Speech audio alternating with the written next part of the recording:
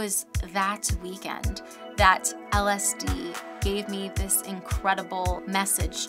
You don't need to drink alcohol. You don't need to drink alcohol. Don't do it. Don't do it.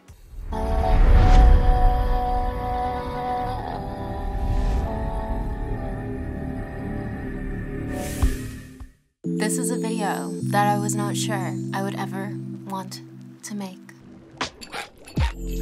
Mainly because I don't want anyone to feel judged by this video and the experience that I've had and the decisions I've made. So I didn't know if I'd ever want to make this video, but I have decided to, and particularly for the alcohol sober curious folks in my audience. So if you have been curious about alcohol sobriety, I am here to share my experience. If you know that you never want to quit drinking, I am here to share my experience. This is not me telling anyone what to do. This is not me saying I made the right decisions for anyone else but myself. So today I will be talking for the first time about why I quit drinking alcohol. It's a pretty simple story, and it actually has a lot to do with LSD. And if you don't know this, I'm Chrysanthus. If you're new here, welcome.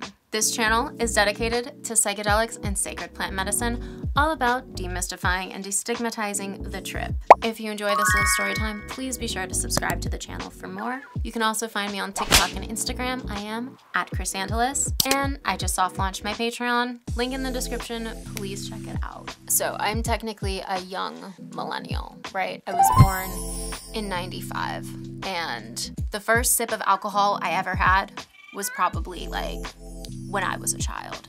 Just because there was no shame culturally with letting your kid, you know, dip their pinky in some wine, have a sip of what you're sipping, dip in the cookie at church, or excuse me. That's an exception.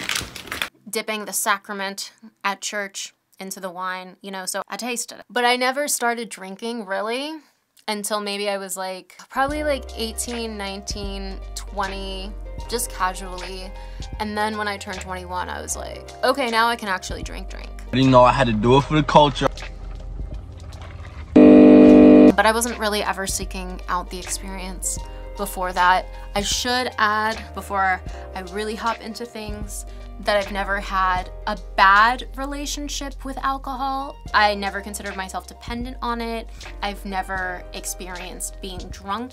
I've had always a pretty, what you could call, healthy relationship with a substance that I just found after time wasn't so healthy for me. The following video is made for the purpose of education and harm reduction. We are not promoting the use, procurement, or possession of any plant medicine or substance. We encourage everyone to do further research and prioritize safety. So to set the scene, we are on the beach, me and my partner at the time, with some tabs, and we are having a lovely LSD journey. It's the summer of 2019. We are journeying on the beach, and unbeknownst to us, because we have this shade structure where we can't see what's behind us, in front of us is this lovely sunny day on the beach, but behind us is something completely different. And people from all around us, they're starting to stand up, they're starting to leave, they're starting to head out, and we're just like having a great time, tripping, chilling out, and then something tells me like, look behind you, girl. So I get out of our tent, I look back, and oh God! These giant cumulus nimbus clouds, I don't know what that word is. That doesn't make no sense. Cumulonimbus. But this storm front, this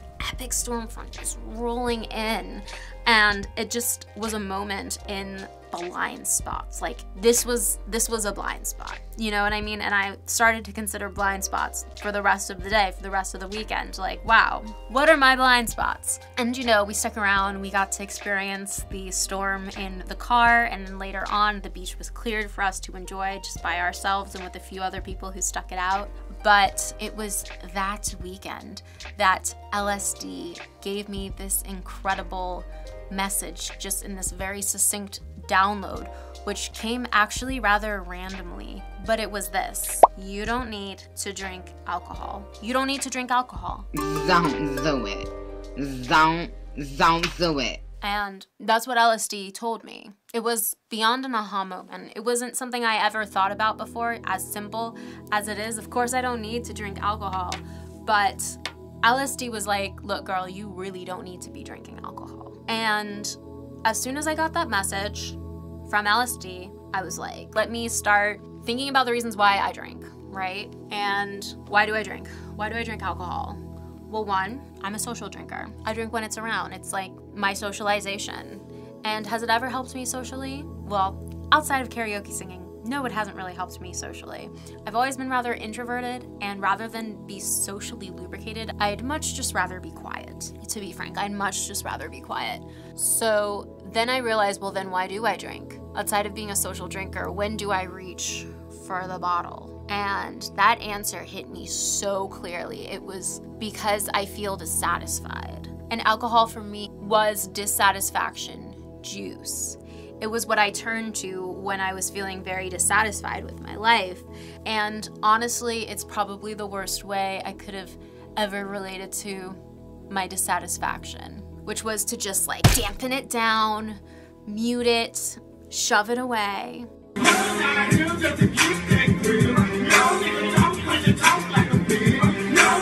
You know, and I experienced this euphoria from drinking alcohol that was akin to actualization, where I could just look away from the dissatisfying nature of life and where I was at and just be like, hey, I can feel just as good as if I'm getting everything I want, even though I'm not. And it was like this false blanket, like this false comfort. And as soon as you sober up, boom, there's the dissatisfaction right back at it. So what was next was embracing my dissatisfaction. And that's what the LSD had me do. The LSD was like, look, girl, sit with your dissatisfaction. Learn from your dissatisfaction. You have so much to learn from your feelings of dissatisfaction. And when you push them away, you don't get to integrate the lessons.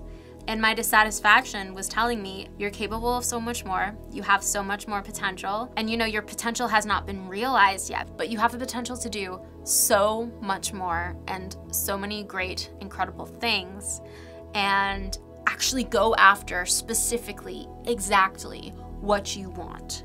Not to go around it, not to like do the 9 to 5, not to try to climb the production assistant ladder to, you know, directing your own projects, but no, you can direct your own projects. You can start your own YouTube channel.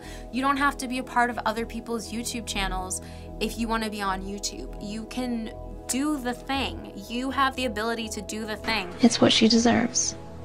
Oh my God. And ever since I made that decision to stop drinking that day, right there on the beach, I have not gone back to that lifestyle.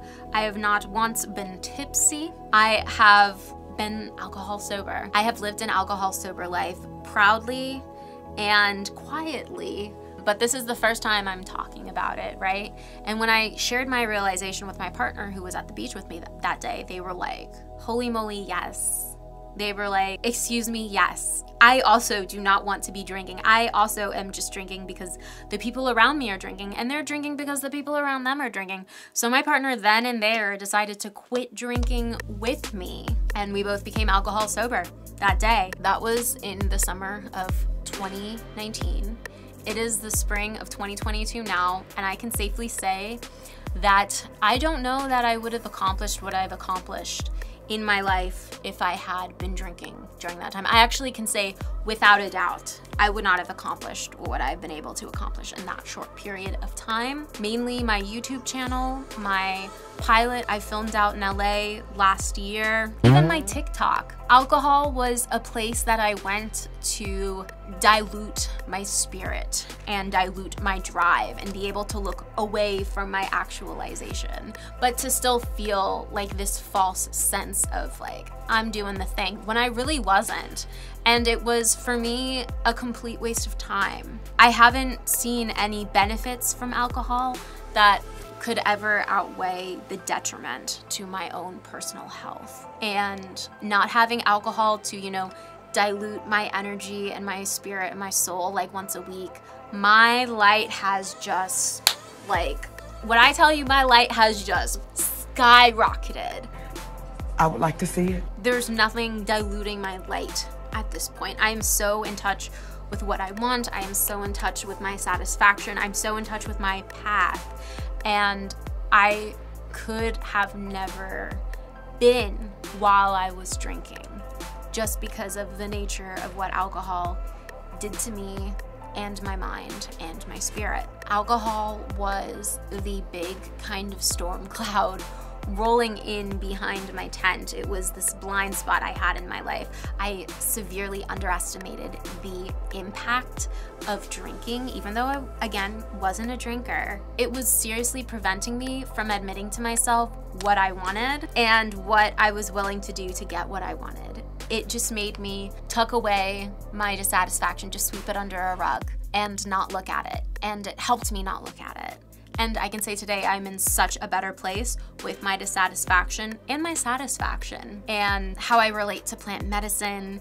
It feels just so different and so clean to not have like this dark energy mixed in with it. And anytime I would drink, I could feel this darkness, like this dark energy, this dark cloud, and like not in a good way. It just felt a bit dark to me. And when I see other people drinking, I can typically see the same experience. You know, we all have this shared lived experience. But this is not to yuck anybody's yum. There are many substances and drugs that are acceptable to use, you know, in the world we live in that come with somewhat of a dark aura. And in a dark aura, I'm not just talking about in a spiritual metaphorical sense, but I'm talking about like a hangover, like the fact you have to recover from these things. The fact that like, you know, I see some folks drink so much one night just to enjoy one night that they ruin their entire weekend. Like they shoot their entire weekend and they just feel sick for the rest of the weekend. For me, I don't have to worry about any sort of hangover from sitting with magic mushrooms. I don't have to worry about that for the vast majority of psychedelics. There's actually this afterglow, especially if you stay hydrated, you stay eating, you take harm reduction steps. There is this afterglow that you experience after your trip, like in the days after your trip. And everything is like serene and nice, and it's just very different from drinking. So it was definitely dimming my light as a practice. I think that everything we sit with is a practice, you know, some kind of ritual. And this was not a ritual that was serving me in any ways.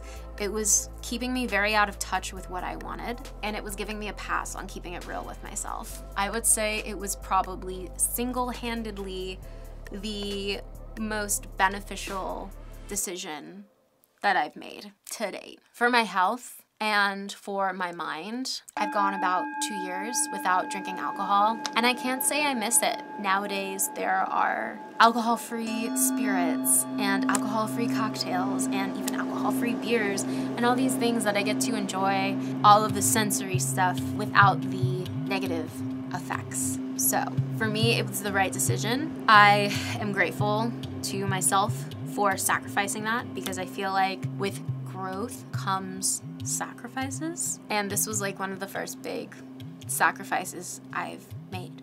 Since then, I've given up caffeine, trying to give up sugar now, but that's really challenging. And yeah, not having alcohol and caffeine in my life has been incredible. Like my energy, I could not tell you typically how solid my energy is and how even I feel. Making those decisions to stop drinking coffee, stop drinking alcohol, like all these kinds of things. I just wanted to share my story and how it's positively impacted my life. Again, the only negative impact is now I don't have a shortcut to karaoke, basically, and singing well.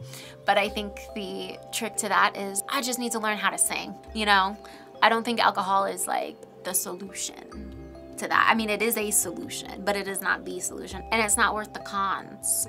I really did look at the pros and cons of sitting with alcohol, and just like the cons really were not worth the pros. Have you ever thought of quitting alcohol, even for a short period of time?